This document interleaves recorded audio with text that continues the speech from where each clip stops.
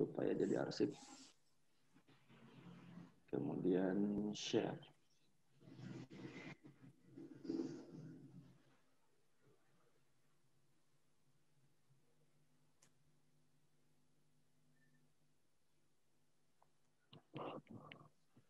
Nah ini teman-teman, judul di awalnya aja sudah langsung judul tugas ya. Ini yang akan jadi nanti dikerjakan oleh teman-teman.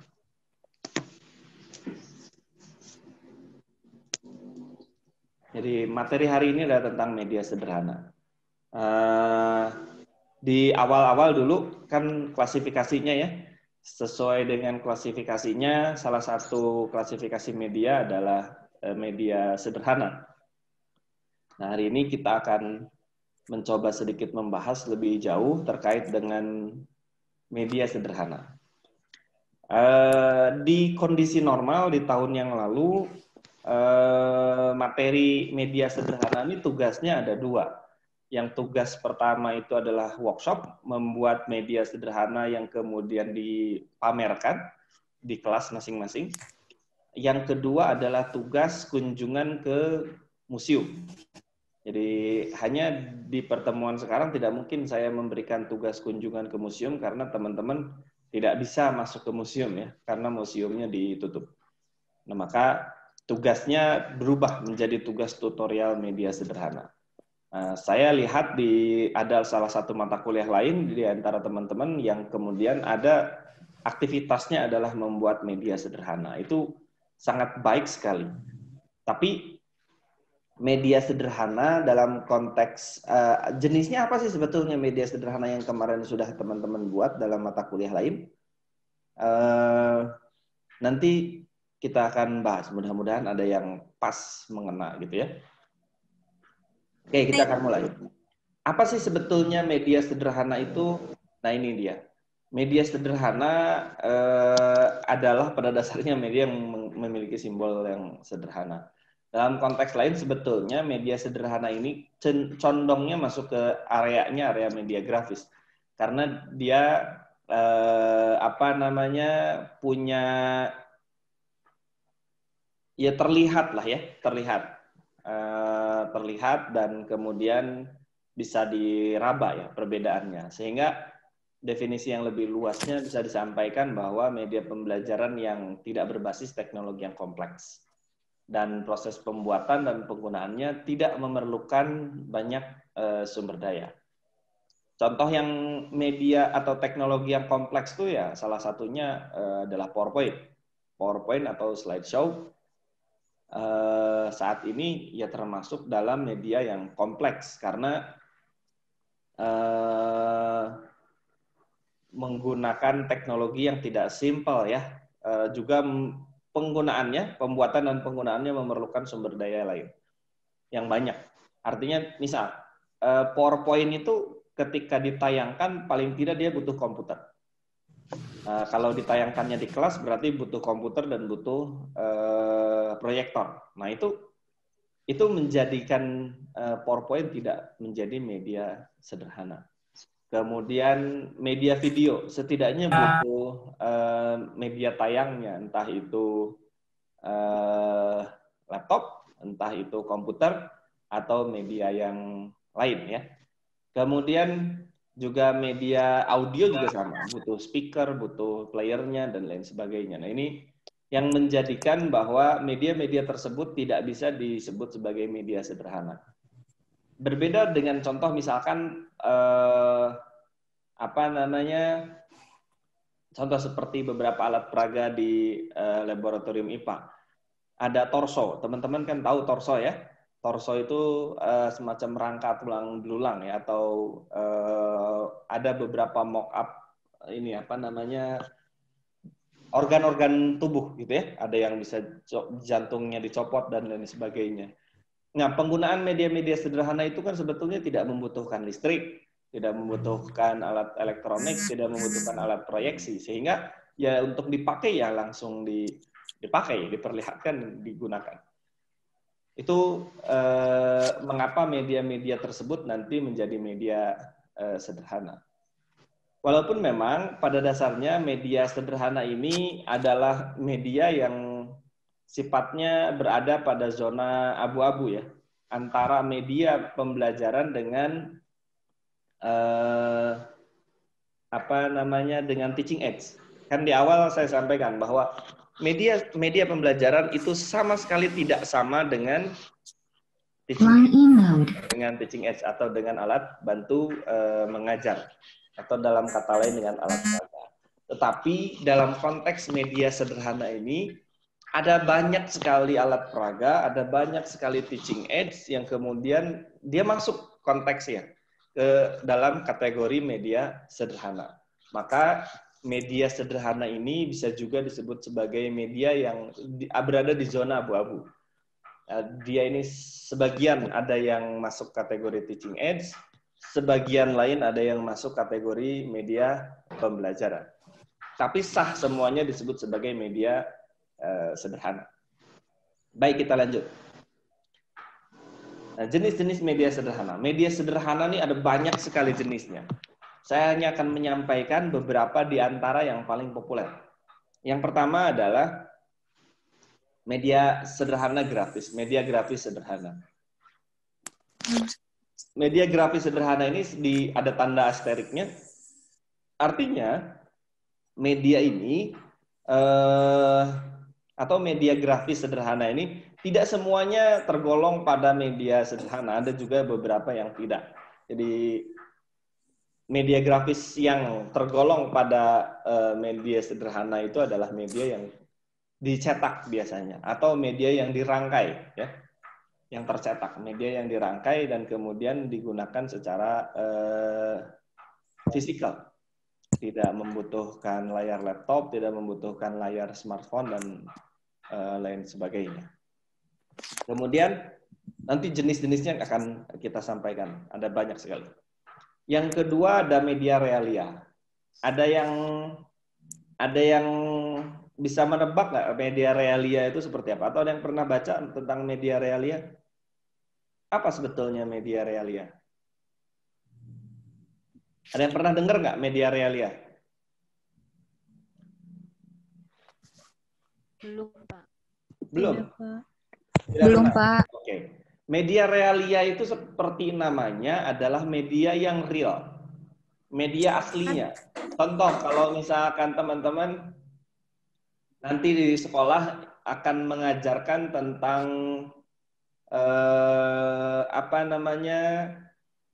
tanaman paku. Kemudian masuk ke kelas dengan membawa beberapa pot tanaman suplir misalkan. Atau tumbuh-tumbuhan gitu ya. Mengajarkan tentang tumbuh-tumbuhan dikotil dan monokotil gitu ya. Kemudian datang ke kelas dengan membawa monstera gitu ya. Yang lagi populer sekarang itu. Monstera, kemudian apa lagi? Jenis-jenis pohon-pohon yang lagi mahal-mahalnya sekarang ya, banyak diburu. Kemudian itu disebut dengan media realia, media yang real. Memang aslinya itu aslinya dibawa ke dalam ruangan. Makanya media realia itu adalah media yang real, yang asli. Mau mengajarkan tentang hewan ternak, misalkan dibawa hewan-hewan ternaknya, atau peserta didiknya yang dibawa ke tempat hewan ternak, misalkan ke kebun binatang. Itu dalam konteks menyajikan pembelajaran yang real, yang langsung medianya adalah media yang asli. Membawa kelinci ke dalam kelas, kemudian membawa ayam, membawa burung. Itu adalah media yang disebutnya realia. Kemudian yang kedua adalah media model. Kalau media model ini banyak ya. Nanti ada penjelasannya secara khusus kalau media model. Kemudian yang berikutnya adalah flip chart. Flip chart ini media yang dibolak-balik ya. Kemudian juga ada media mock-up. Nah, nanti akan disampaikan mock-up ini sedikit berbeda pemahamannya antara mock-up yang mungkin teman-teman desainer grafis atau desainer UI UX gitu ya, user interface and user experience, biasa lakukan. Mock-up dalam konteks media sederhana sedikit berbeda. Kemudian ada diorama. Kalau diorama saya yakin banyak di antara teman-teman yang sudah mengenal apa itu diorama. Berikutnya ada maket. Maket juga saya yakin teman-teman banyak yang sudah familiar. Ada akuarium dan herbarium. Teman-teman, perhatikan betul-betul. Di antara pilihan jenis-jenis media sederhana ini tidak semuanya nanti diperbolehkan untuk diambil sebagai bagian dari tugas ya di pekan ini, di pertemuan kita kali ini. Jadi hanya beberapa saja yang bisa dipergunakan. Nah, nanti akan disampaikan detailnya di akhir.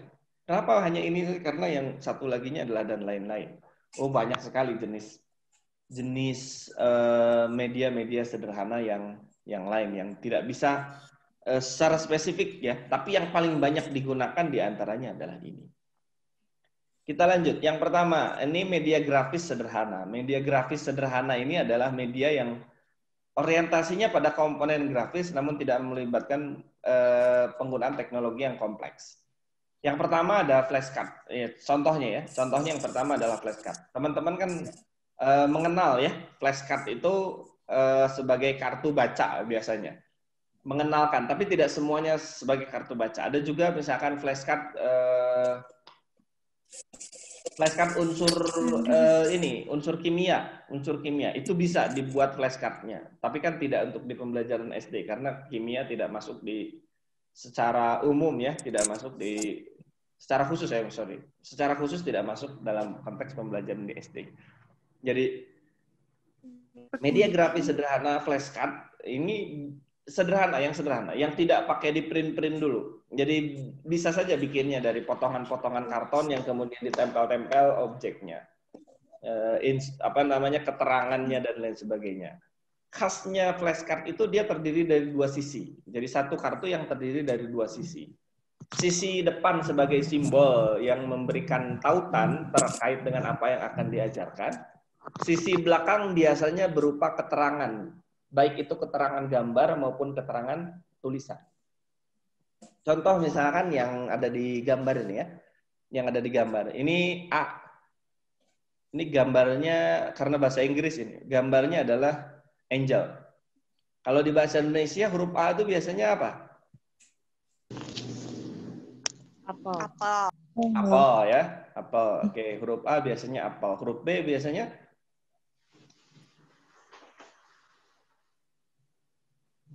Buaya. Bagus dulu anjing. Huruf B biasanya apa? Huruf A udah kelewat tadi ya. Huruf B. Buaya bukan, Pak? Balon. Balon, buaya, buku gitu ya. Itu bebek. Kalau temanya hewan ya.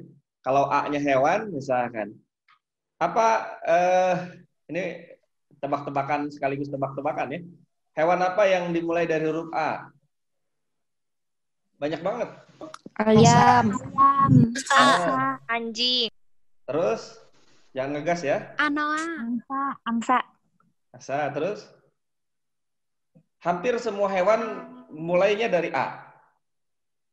Hampir semua hewan mulainya dari A. Anoa, angsa, ayam, anjing, anak bebek, anak ular gitu, anak kuda, anak sapi. Dulu tuh ada tebak-tebakan huruf A ya. Jadi Saai Bapak. hewan yang dimulai dari huruf A. Kemudian B tadi buku, bangau, badak, buaya, balon gitu ya. Kalau memang bukan temanya hewan-hewan, maka bisa balon atau buku. Tapi kalau temanya hewan-hewan, misalkan flashcard-nya flashcard hewan, maka ya ada banyak sekali huruf B. Pun demikian dengan huruf C. Kalau yang sudah sering dulu mainnya ABC 5 apa? Yang Kalau di saya dulu namanya C5 dasar. C5 dasar. Ya, C5 dasar ini pasti sudah menguasai lah. Sudah punya di otaknya itu semacam koleksi ya, semacam koleksi ya. Kalau huruf A itu apa aja, kalau huruf B itu apa aja, kalau huruf C itu apa aja. Nah, huruf A itu licik karena banyak banget, saking banyaknya tadi jadi anak-anakan ya. Kalau C paling yang populer adalah cicak ya. Yang agak susah itu hewan dari huruf D. Ada yang tahu nggak hewan dari huruf D? Cacing, cicak. Domba. Oh, D. Dinosaurus. Dinosaurus matang dihitung atuh. Itu udah masuk kategori licik itu kalau nyebutin ABC 5 dasar huruf D hewan kemudian munculnya dinosaurus. itu licik tuh. Karena waktu huruf A juga tidak menyebutkan aves gitu ya. Dogi. Dogi deh. Itu juga tersah itu. Dogi itu nggak sah. Dogi nggak sah. Jadi kalau huruf D ya paling populer ya domba. Setelah itu langsung agak sulit. Sama seperti huruf C. Setelah cicak tuh kemudian susah nyarinya lagi. Makanya banyak yang Cacing, cemut. cacing. Oh iya betul, cacing. Cemut jangan dihitung cemut. Ya, itu flashcard ya. Flashcard. Jadi ada dua sisi. Sisi pertama adalah simbolnya, sisi yang keduanya keterangannya, baik keterangan tulisan maupun keterangan gambar. Nah, yang kedua yang terkait dengan media sederhana berbentuk grafis atau media grafis sederhana, contohnya adalah bulletin board. Ini bulletin board ini bahasa yang lebih mudahnya di kita. Ini saya pakai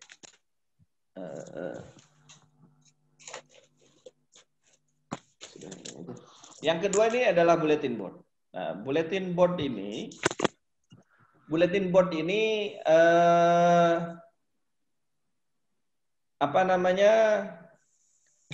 Bahasa kita tuh yang mudah tuh ya majalah dinding. Majalah dinding. Tapi majalah dinding yang disimpannya di dalam kelas ya. Yang disimpannya di dalam kelas, bukan yang disimpan di luar kelas, yang di lorong-lorong kelas, bukan. Dalam konteks pembelajaran, majalah dinding bisa digunakan sebagai salah satu media pembelajaran sederhana. Ini karena keunikan dari bulletin board ini, bulletin itu kan ya bulletin board itu papan bulletin. Atau bahasa lain kita yang lebih mudah ya majalah dinding yang ditempel di dinding. Karena bentuknya bulletin atau majalah sehingga ada kolom-kolom biasanya. Contoh misalkan di majalah dinding ini dibagi menjadi 3 kolom. Nah, misalkan seperti ini. 3 kolom ya. Coba ganti dulu warnanya menjadi warna yang kelihatan warna biru nih ya. Nah, misalkan dibagi 3 kolom nih di sini. 3 kolom di sini. Kolom yang pertama misalkan kolom pendahuluan. Di sini cerita tentang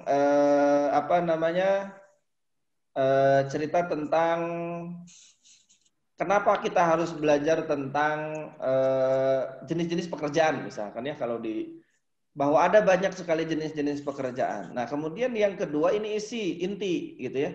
Ini inti. Ini inti. Nah, yang terakhir ini fakta-fakta menarik misalkan atau tambahan.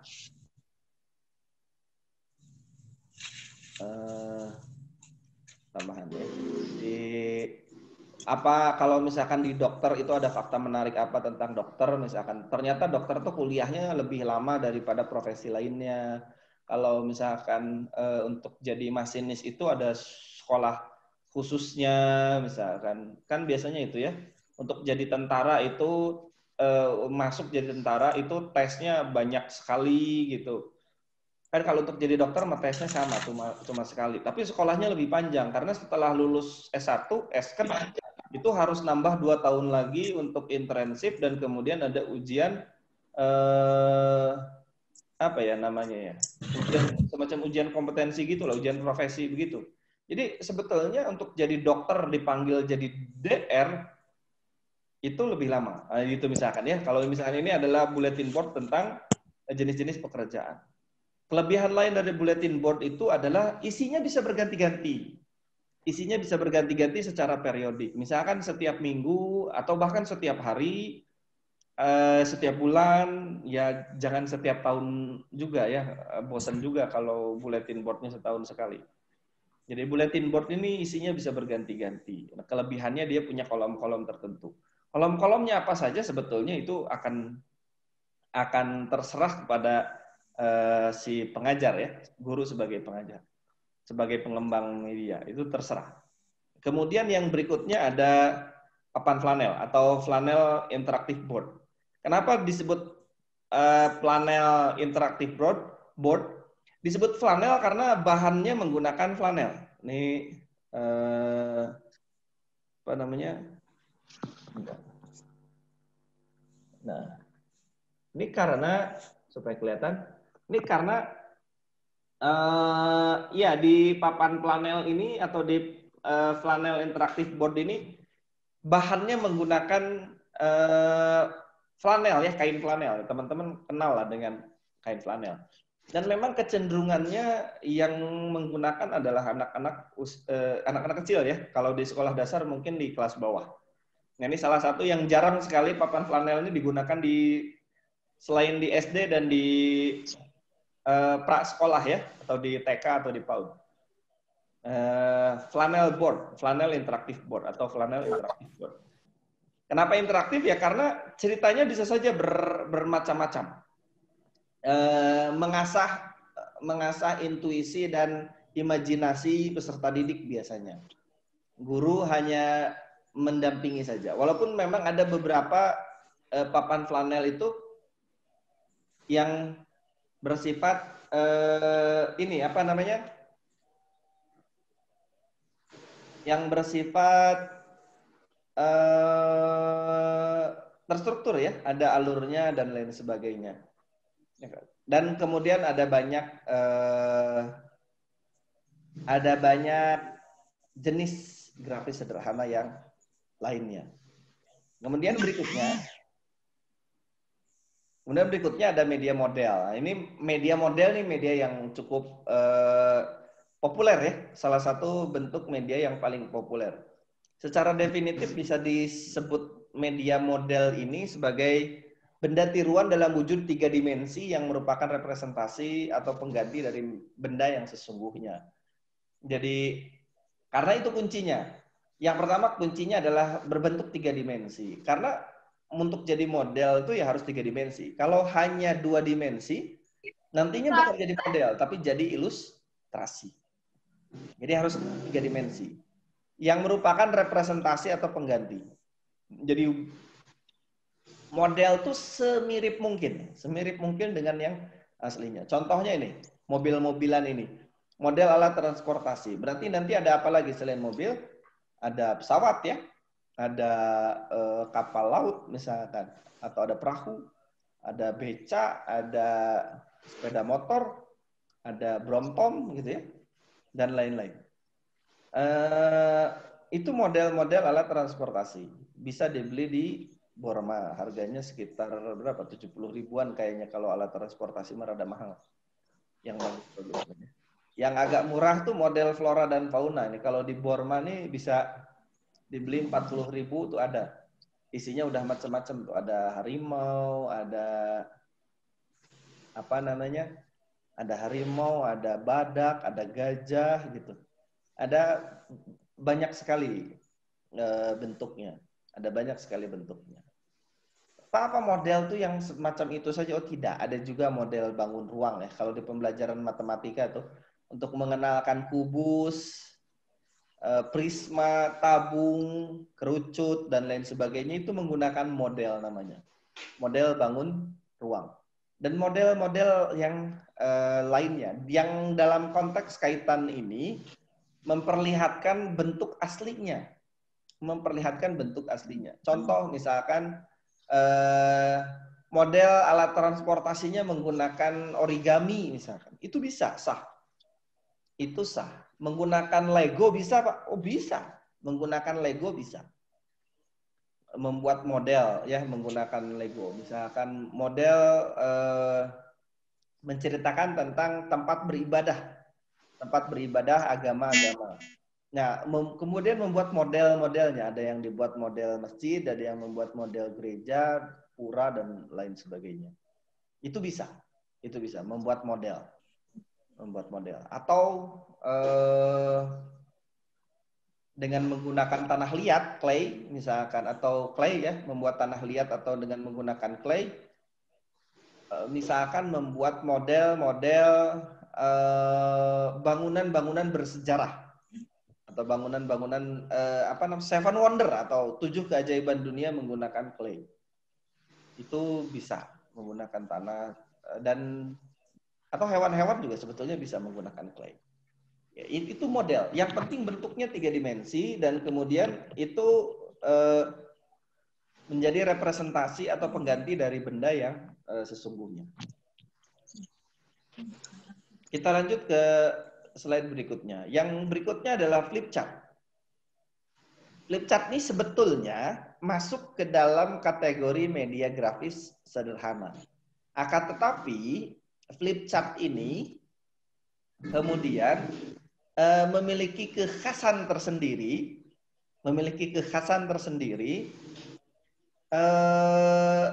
dia ini variasinya cukup lumayan banyak, dan unsur pemanfaatan medianya, bahan-bahannya juga cukup banyak. Salah satu yang paling populer dari flip chart ini adalah menggunakan kalender meja ini ya. Nah, kebayang kan teman-teman kan kalau bikin flip chart pakai bekas kalender meja. Dan kebetulan sekarang di bulan Desember banyak kalender meja yang sudah hampir kadaluarsa ya, jadi bisa digunakan. Flip chart ini kelebihannya dia hampir sama dengan flashcard tadi di awal. Punya 2 sisi. Hanya bedanya kalau flashcard itu karakteristiknya dia tidak punya urutan. Bebas-bebas saja pakainya. Dan flashcard tuh bisa variasinya, kalau flashcard bisa bikin kayak macam kartu kuartet ya. Kartu kuartet atau bisa bikin semacam kartu Uno. Kuartet, kartu remi, kartu Uno gitu ya. Itu bisa menggunakan pola-pola tersebut pengembangannya. Nah, kalau flip chart ini bedanya dia punya urutan. Karena terikat dalam satu ring ya, atau dalam satu flip, dalam satu sequence flip, itu biasanya dimanfaatkan juga. Contohnya, ketika menjelaskan tentang suatu prosedur, atau suatu urutan langkah-langkah. Ini cocok menggunakan flip chart. Ini sangat bisa menggunakan flip chart. Jadi untuk menyampaikan langkah-langkah apa saja yang akan dilakukan, nah ini sangat cocok menggunakan flip chart. Tapi sebetulnya digunakan dengan pola yang sama seperti flashcard pun sangat bisa. Ada beberapa buku cerita yang penyampaiannya dengan menggunakan flip chart. Misalkan di depan gambarnya saja cerita, di belakang ada tuh tulisannya. Jadi di dua helai yang berbeda. Tapi pada saat penyajian ada posisinya saling membelakangi. Ini logikanya hampir sama seperti papan skor di tempat badminton atau di tempat voli ya. Tempat tenis meja itu kadang suka ada yang pakai papan skor wasit, nah itu hampir sama. Apa yang tampil di depan sana angkanya sama dengan yang ada di depan wasit, gitu ya. Jadi hampir kurang lebih sama begitu. Contoh penggunaannya biasanya dalam konteks sehari-hari, teman-teman nanti kalau berkesempatan membangun rumah misalkan terus nyari cat gitu ya.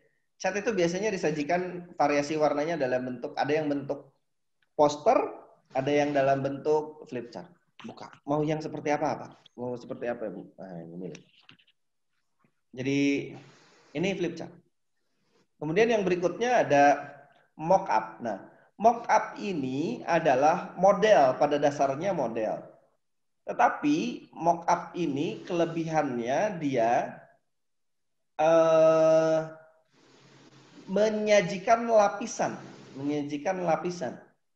layer, lapisan.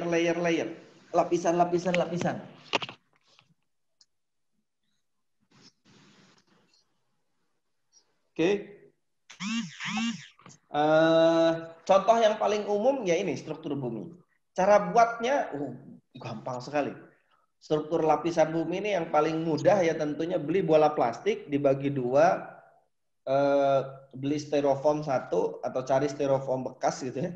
Kemudian yang seukuran dengan bola tersebut dipotong melingkaran, ditempel kanan masing-masing bagian, terus dikasih pewarna.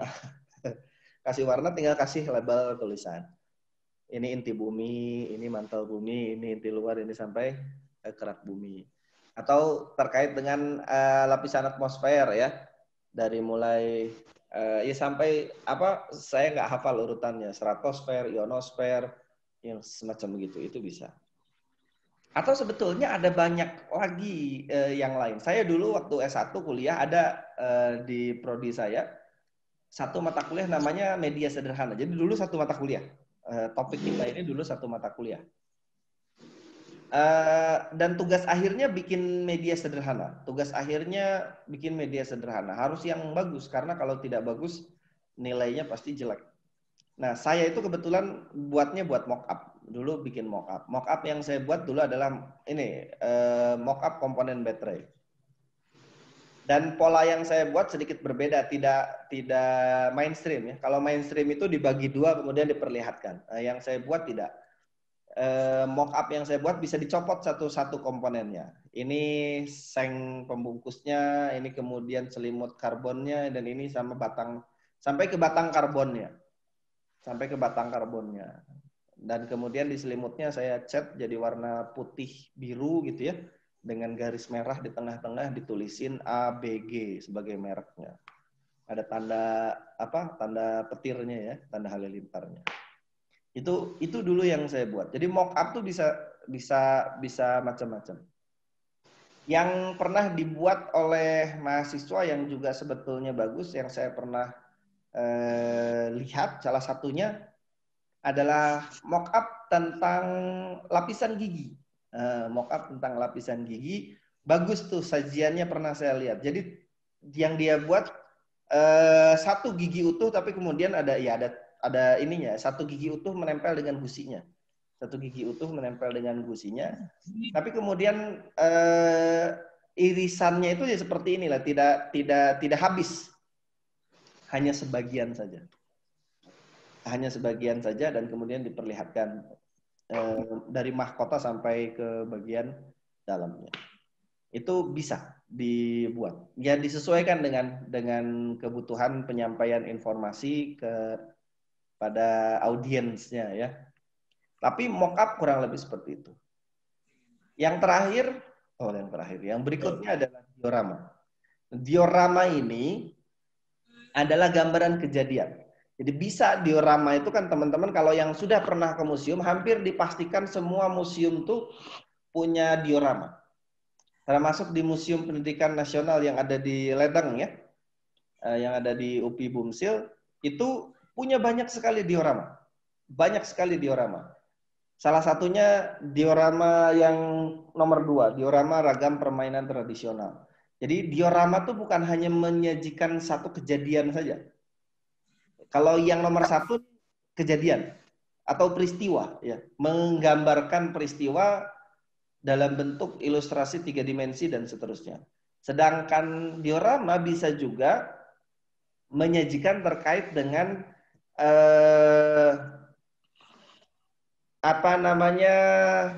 gambaran-gambaran, bukan hanya peristiwa ya, gambaran-gambaran, bisa jadi aktivitas, bisa jadi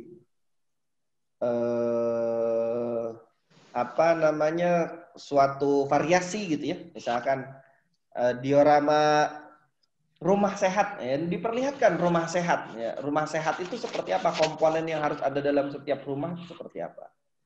Misalkan tidak ada yang merokok, ada tempat sampahnya, tertutup tempat sampahnya, kemudian ada ventilasi udara, ada ruang sanitasinya, dan lain sebagainya.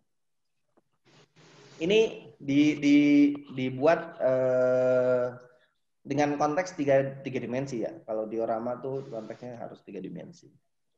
Ini jadi kalau ragam permainan tradisional yang ada di Mupenas, di Bumi Siliwangi, itu misalkan ada main gatrik, ada main boy-boyan lah kalau kata orang Bandung ya. Mungkin di tempat Anda beda-beda tuh nyebutnya.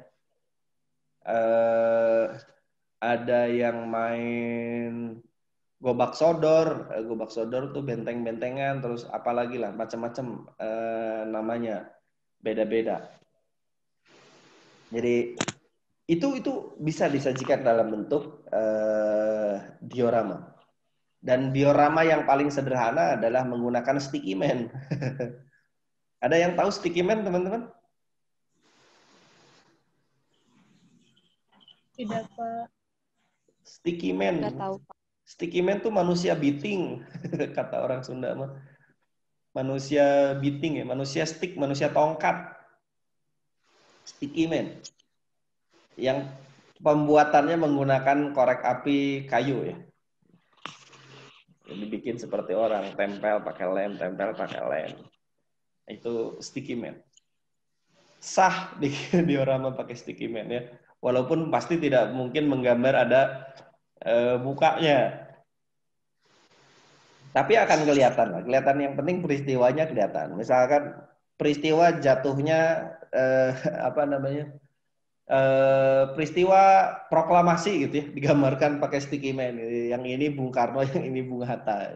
Terus dibikin stand mikrofonnya. Terus siapa tuh, ada orang-orang yang di belakangnya disebutkan.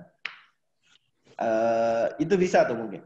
Pakai yang paling sederhana memang pakai sticky man. Tapi tentu pakai clay bisa, sangat baik kalau pakai clay. Pakai tanah liat ya, clay atau tanah liat, kemudian pakai styrofoam juga bisa, berbasis styrofoam. Pakai origami bisa, silahkan. Lego bisa. Jadi banyak bahan, variasi bahan yang digunakan untuk membuat suatu diorama.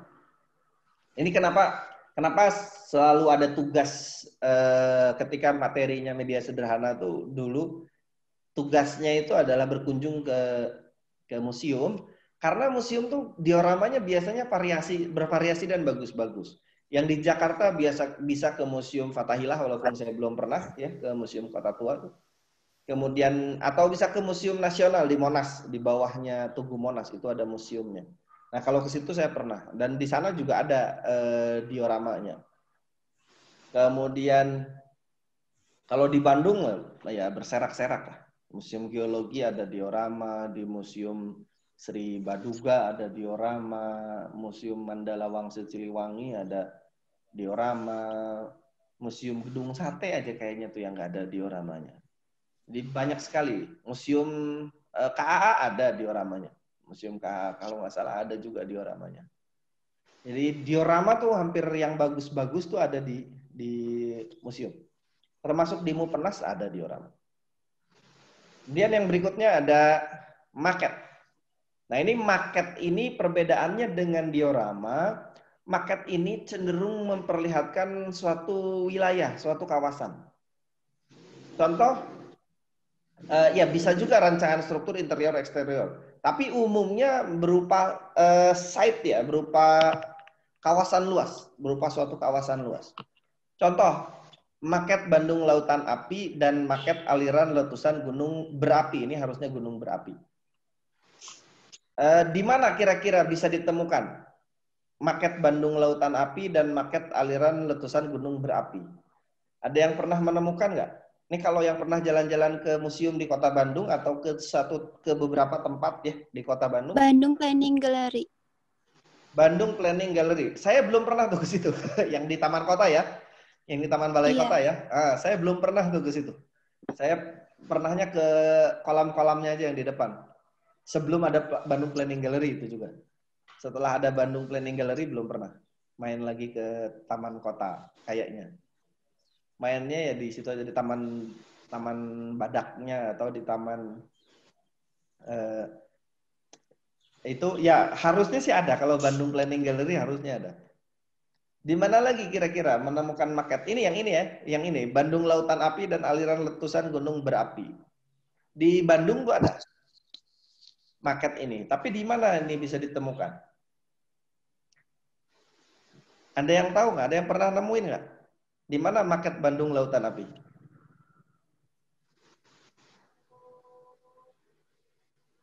Oke, saya tanya deh teman-teman, pernah ke Gunung Tangkuban Perahu nggak? Ada yang sudah pernah belum?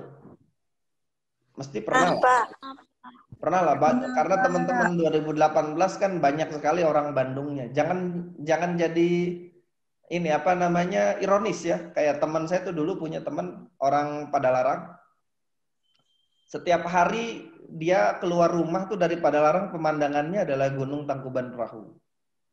Yang jaraknya kan dari Padalarang ke Tangkuban Perahu kan gak jauh-jauh amat ya. Sebetulnya lebih jauh dari Bojong Soang lah ke Tangkuban Perahu mah daripada di Padalarang ke Tangkuban Perahu. Karena dari Padalarang ke Tangkuban Perahu itu kalau udah nyebrang ke Ngamprah itu sudah masuk kaki Gunung Tangkuban Perahu kan. Tinggal nyebrang lah gitu ya dari Padalarang ke Ngamprah terus naik ke Cisarua ya ke Lembang nyampe atau bahkan dari Cisarua langsung naik ke Tangkuban Perahu ada jalur pendakiannya di situ. Sampai kuliah di UPI dan alhamdulillah dia teman saya kuliahnya di UPI. Sampai lulus kuliah di UPI itu belum pernah ke Gunung Tangkuban Perahu. Setelah lulus untuk perayaan kelulusannya dia baru ke Gunung Tangkuban Perahu. Kan itu ironis sekali. Luar biasa. Setiap hari memandangi Gunung Tangkuban Perahu, kuliah di kaki Gunung Tangkuban Perahu, tapi sama sekali belum pernah naik ke puncak Gunung Tangkuban Perahu. Padahal nggak harus susah gitu ya, pakai motor, pakai mobil juga nyampe ke puncak. Di Gunung Tangkuban Perahu ini ada maket aliran letusan gunung berapi. Kalau teman-teman mampir ke ruang kantornya itu yang ada bangunan yang bisa naik ke atap untuk melihat pemandangan kebun teh area Subang. Kalau yang beruntung pagi-pagi nyubuh datangnya ke situ gitu ya, yang tentunya nggak bisa lewat gerbang depan ya, harus lewat Jayagiri, pendakian Jayagiri kalau mau nginep di Tangkuban Perahu. Itu kalau datangnya nyubuh-nyubuh berdiri di situ ya lihat sunrise bisa. Saya termasuk salah satu yang pernah melihat sunrise di Gunung Tangkuban Perahu. Dulu mah rutin, hampir setahun sekali naik lewat Jayagiri. Tidak terlalu susah lah, tidak terlalu sulit. Paling juga jalan kaki sekitar 4-5 jam nyampe lah. Ditambah istirahat-istirahat. Nggak tahu sekarang masih boleh nggak mendaki lewat jalur situ. Itu ada di bawahnya, persis di bawahnya. Di samping musola. Jadi kalau yang kenal musola di puncak Gunung Tangkuban Perahu, di sebelah musola tuh kantor pengelola. Nah, di kantor pengelola itu ada maket aliran letusan gunung berapi. Di situ kita akan tahu bahwa ternyata UPI itu cenderung aman. Kalau Gunung Tangkuban Perahu meletus itu cenderung aman. Maksudnya aman tuh karena aliran lava dan asapnya itu lebih banyak ke area Ciater. Lebih banyak ke area Subang, Ciater dan sekitarnya. Dibandingkan yang ke arah Setiabudi. Kalau Setiabudi aliran laharnya paling ada. Tapi tidak sebanyak yang ke area Subang. Jadi Subang tuh yang akan terdampak banyak kalau Gunung Tangkuban Perahu meletus. Ya mudah-mudahan sih tidak meletus lagi lah dalam waktu dekat ya. Mudah-mudahan baik-baik saja ada malam. Kemudian yang kedua, Maket Bandung Lautan Api. Maket Bandung Lautan Api ada yang pernah lihat nggak? Ini ada di salah satu museum besar di Kota Bandung. Maket Bandung Lautan Api ini bisa dilihat di museum yang dekat Tegalega itu museum apa namanya? Ada yang tahu nggak? Sri Baduga, kan? Pak. Ya betul, di Museum Sri Baduga.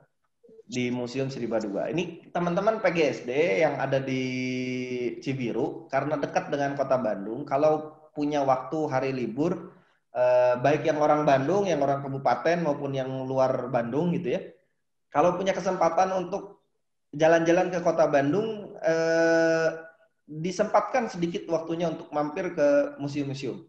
Bandung tuh banyak banget museumnya.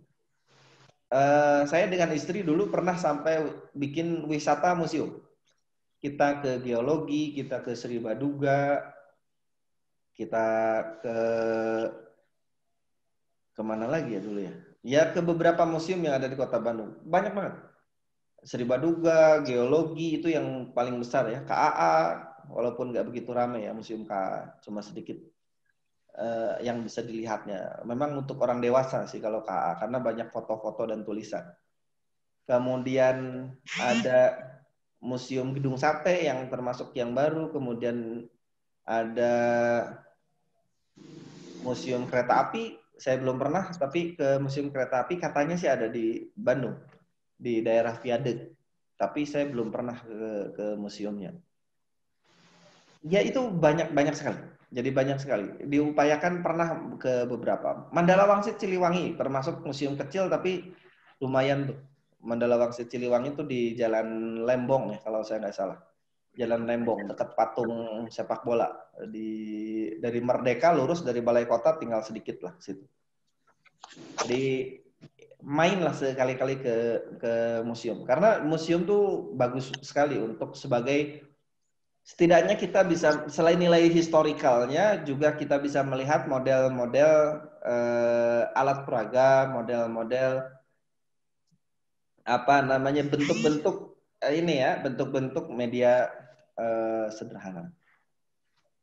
Ya, dan biasanya bagus-bagus karena bikinnya by project. Saya yakin bikinnya by project. Jadi diongkosin, dimodalin. Jadi bikin apa alat peraga di museum tuh pasti ada harganya. Yang terakhir adalah herbarium. Nah, ini yang terakhir herbarium. Sebetulnya ada juga akuarium, tapi yang bisa saya sampaikan hanya sampai herbarium. Nah, herbarium ini adalah koleksi atau contoh koleksi contoh tumbuhan yang dikeringkan atau diawetkan. Biasanya dalam posisi sudah kering. Ini contohnya tanaman paku-pakuan. Tetapi uniknya herbarium itu biasanya penyajiannya berdasarkan suatu tema tertentu. Misalkan temanya adalah tema tumbuhan paku, maka dicari daun-daun tumbuhan paku yang diawetkan. Kemudian ada kategorinya, ada keterangannya. Atau ada deskripsinya. Misalkan, nah, deskripsi dan klasifikasi ini yang kemudian menjadi nilai tambah. Sebagian herbarium ada yang berkreasi dengan diberikan keterangan-keterangan bahwa ini adalah daunnya, ini komponen-komponen ini dikasih keterangan lagi. Karena di setiap daun itu pasti akan beda-beda. Di setiap tumbuhan itu pasti akan berbeda-beda. Sebagian ada herbarium yang bahkan menyertakan dengan bunga ya, kalau yang punya bunga.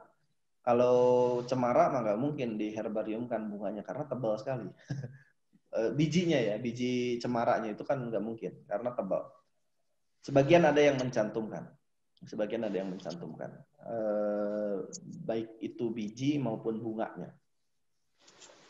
Nah ini bisa misalkan berdasarkan klasifikasinya herbarium tumbuhan dikotil dan monokotil, bisa juga berdasarkan kegunaannya herbarium tumbuhan obat itu bisa dibuat dan cukup praktis dan cukup real untuk peserta didik ya, untuk anak-anak kita ketika melihat secara langsung, tetapi tidak mungkin kita kasih misalkan untuk memperlihatkan bunga Edelweiss kan tidak mungkin kita ajak ke puncak gunung ya, yang ada Edelweiss, dan tidak semua puncak gunung ada Edelweiss juga. Maka bisa dalam bentuk herbarium beberapa jenis ya. Tumbuhan dan bunga. Itu saja yang bisa saya sampaikan. Ada yang mau ditanyakan? Sebelum ke tugas?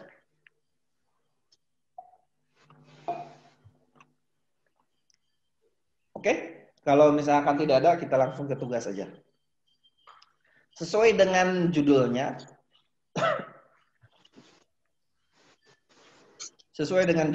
tugasnya adalah tugas membuat tutorial.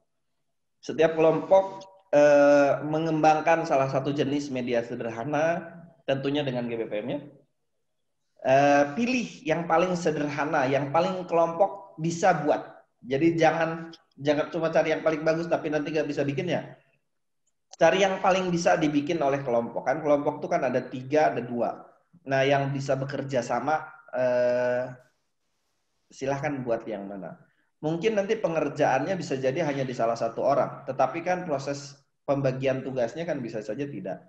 Ada bikin GBPM, ada bikin eksekusi tugasnya, medianya, ada kemudian bikin tutorialnya. Nah ini ada banyak sekali hal yang bisa dilakukan untuk berkontribusi, sehingga di kelompok itu tidak hanya satu orang yang bekerja, dan nggak boleh yang kerja sendirian, karena ini tugasnya tugas kelompok. Nah, pelaporannya yang dikumpulkan tuh bukan media sederhananya, tapi tutorialnya. Yang dikumpulkan ada tutorialnya. Kenapa tutorialnya? Yang pertama, tutorial ini bermanfaat untuk yang baca nanti. Yang kedua, tutorial ini juga sebagai bentuk autentifikasi bahwa Anda yang betul-betul buatnya, kelompok Anda yang betul-betul bikinnya, bukan orang lain. Ya, jadi harus dibuatkan tutorialnya, step by step-nya. Ada berapa step, Pak? Oh, terserah.